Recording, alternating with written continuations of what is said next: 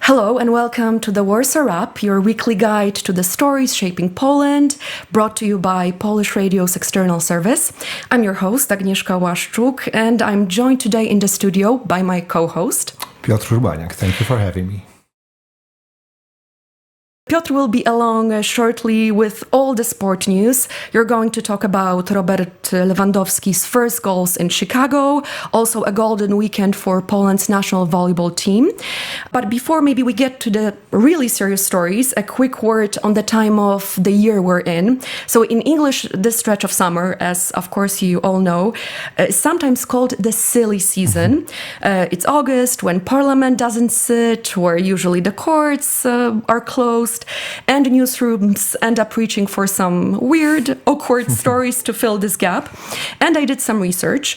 It's actually a term that goes back to the 1860s in the UK, and Poland has its own version of the same idea. So can you share what it's called like in Polish? I believe it's called cucumber season. Exactly. Yes, so in Polish it's sezon ogórkowy.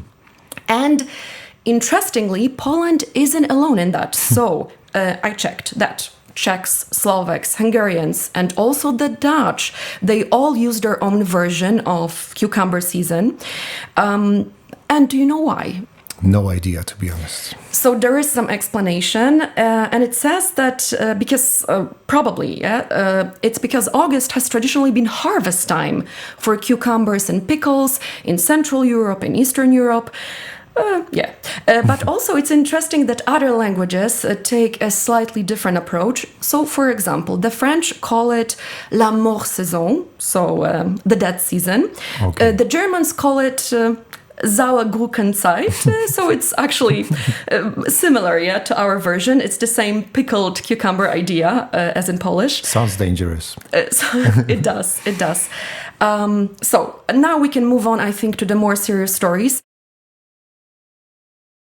So Poland has been in the grip of one of the strongest heat waves of this summer. Scorching. How have you been handling that personally? What do you do to keep yourself cool in the heat wave? Well, I try to stay indoors as much as possible, and I try to stay hydrated as much as possible, but it hits our pets and elderly people the most, so this is who we have to take care of the most right now. Yes, definitely. Emergency calls, I read, they've risen by about 20-30% in some hospitals.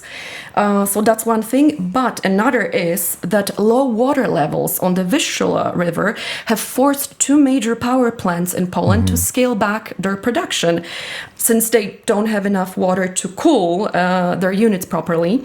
But our energy minister has publicly reassured people that a blackout isn't an option. So this is good news, or this was good news. Plus side. And there is some other news I'd like to touch upon briefly.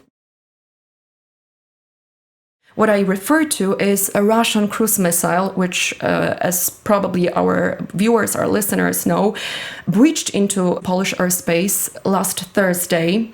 It was during a massive Russian assault on western Ukraine. The missile came down in a field near Tarnowa Kolonia. It's in Lublin province in eastern Poland.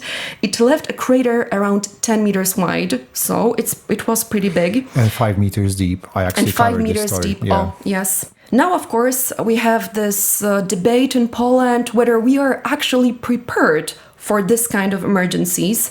Also about how slowly or how fast the public was actually informed about the threat.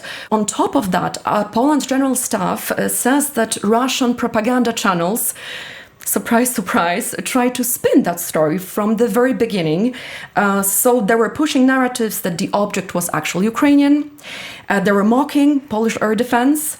They were even trying to link the incident to President Volodymyr Zelensky's presence in Lublin earlier. Meeting with Prime Minister, right? Exactly. I think we can now move on to some lighter topics. Finally. Yes. So let's start with volleyball. What do you propose? Poland has defended its title as the champions of Volleyball Nations League for the second time in a row and third time in general. Can you tell our listeners, our viewers, a little bit more about the match? So, what was the final score? We won 3-2 against the United States. I believe that the break point was in the tie break. So it certainly took us a while to break through the American defenses, so to speak. But as far as statistics go, well, volleyball is one of those sports that I enjoy playing and not watching. So I admit that I didn't certainly follow the entire run. But as far as statistics go, I believe we were the best team in the medal stage. We haven't lost a single game. And Tomasz Fornal was also elected as the MVP of the entire tournament. For those of you who don't really remember volleyball, or don't know all the names of our national volleyball team. You might remember this man for his quite explicit speech, motivational speech he delivered to his teammates 2 years ago at the Olympics.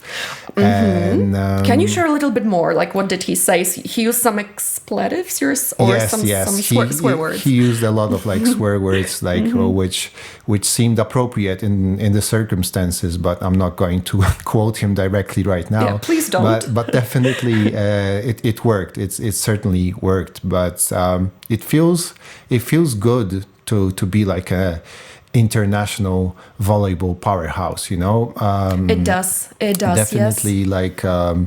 It feels pleasant to have a national team that excels at some sports, for a change. Yes, unlike in football. Oh yeah, which brings us to football. But maybe I'll just admit that actually I watched that final match, and I have to tell you that I enjoyed it. Was it tense? Yes, Probably. It was quite dramatic, but yeah, it was nice to watch. The only Polish important volleyball game I have ever watched was in 2016, the World Championship final between Poland and Brazil, and I actually watched it in Brazil, and I was the only person rooting for my national team, and Poland won, so it felt really, really, really great. That's amazing. Yeah. Yeah, so let's move on to football. Okay. So first, Robert Lewandowski, our star striker. Well, the best Polish footballer in history, I think. Definitely. According to many statistics, he is. Oh, I am a Barcelona supporter, so it breaks my heart to see him wearing another team's jersey. He spent his last 4 seasons in Barcelona, and he became the 11th all-time scorer in club's history. So it's really quite an achievement. But right now he played his it was his second game, I believe. Think third. Maybe you're right. But it was definitely a breakthrough. This is significant. Why was it a breakthrough? What did he actually achieve? Well, he's a striker, so he needs to score goals. So he scored his first 2 goals for the new team.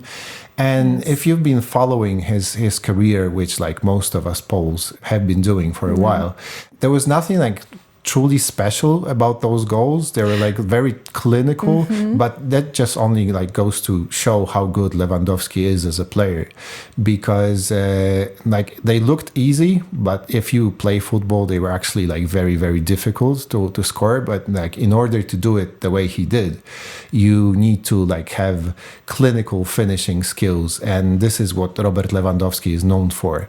And I believe that in his debut, in his previous match against Inter Miami, Lewandowski could witness the level of his new league significantly lower than Spanish La Liga, because there was this. You probably haven't watched it, right? No.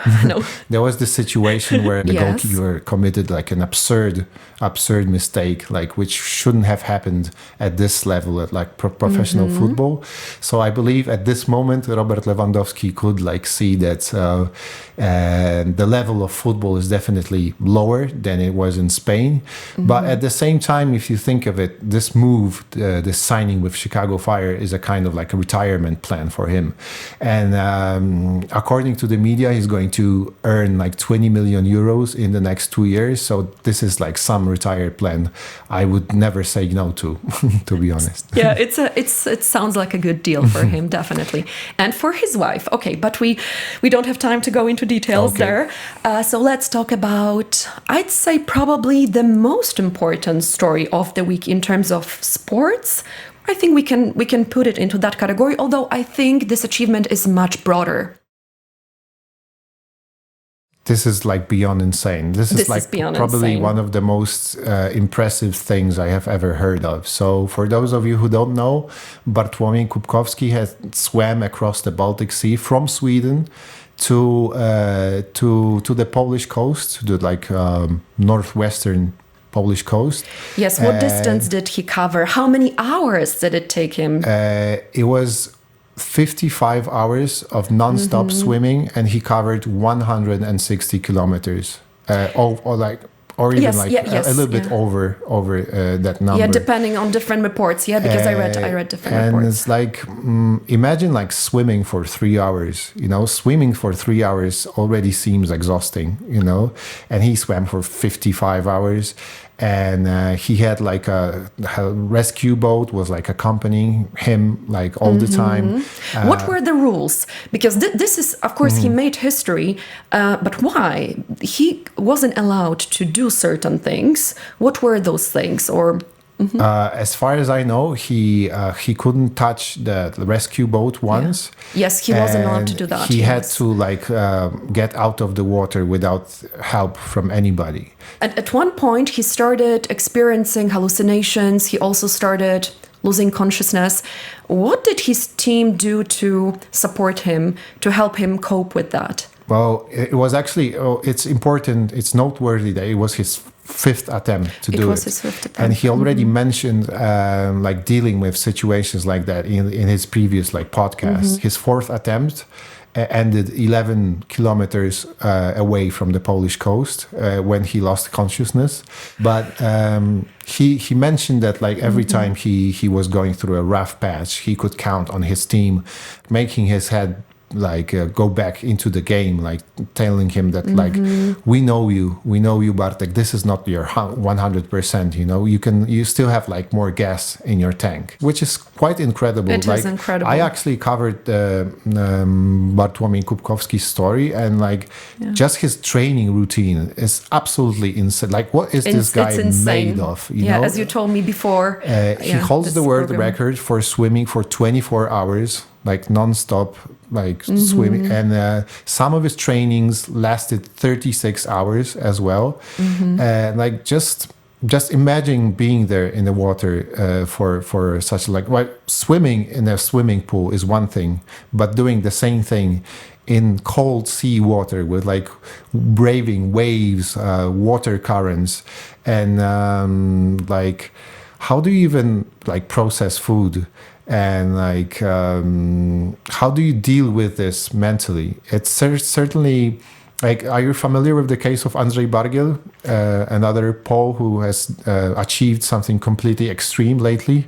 That's the one who skied from some really high mountains? Definitely, yeah. Can you tell us more? He has climbed, like in his career, he has climbed all the Pakistani 8,000ers without like oxygen, which is already extreme enough, and then he descended from them on ski, like disregarding all the dangers like avalanches, seracs, like huge blocks of ice hanging over his head.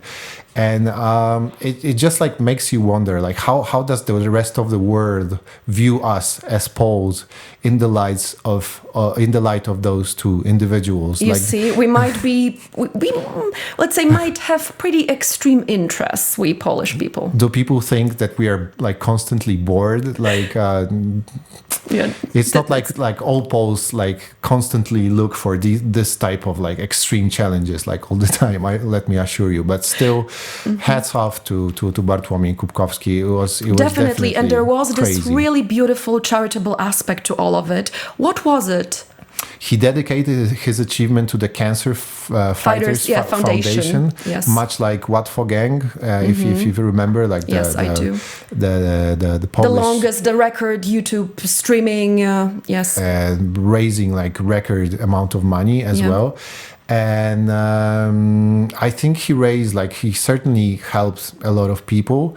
And just like the persistence, like endurance of this person is incredibly impressive, because there are those films of him like getting out of the water completely exhausted and like waving his fist like in a gesture of triumph, but like I think minutes later he was already posting videos on his social media in the ambulance, like under a thermal blanket, like telling everyone he loves them, and like this is beyond insane. It is. It is. I think, Piotr, we should wrap it up. Okay, let's wrap the wrap. Pun intended. So thank you so much for co-hosting with me today. Your host today was Agnieszka Łaszczuk. Your co-host was Piotr Urbaniak. It was a pleasure. Yes, thank you for listening. Stay tuned and see you next week.